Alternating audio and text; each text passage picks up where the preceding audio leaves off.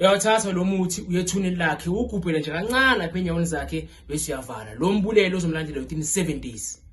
Sikhathelwa abantu bacabanga ukuthi bangaremote impilo zabantu basikhontrola nje ngeremote ukuthi basikhethele ukuthi makufe bani kuphile bani.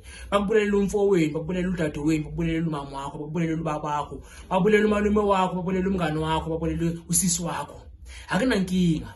Bayeke uma ngabe futhi abaphoyisa yakufela ukuthi abantu laba ababophe, bayeke silungisele wena bona ngokwakho. Noma ngabe bakubulela ingane yakho, kodwa labantu abasabulela ingane yakho basaqayuza, bayazulazula la ngaphandle. Iyalungiseka yonke le nto leyo. Thola lo muthi uhambe uyothumela ingane yakho, uhambe uthumela udadewenu, uhambe uthumela kamama wakho. Ufike nje lapha ugubhe nje kancane umgonyane omncane nje utshali lo muthi bese uyavala enyaweni zakhe. Lo muntu ombulele uzomlandela, uzozifunela yena. Angisho uyaphika ukuthi uyombulele. So kuzobonakala ngalo langa lelo ukuthi ngempela uye noma kusuwe. Lo muntu ombulele uzofunakala yena ngalo muthi loyo. Kuyothi makuphela insuku eziyisikhombisa bese naye amlandela. Uthola ubulungiswa nawe. Bakubulela babakho ngesihluku.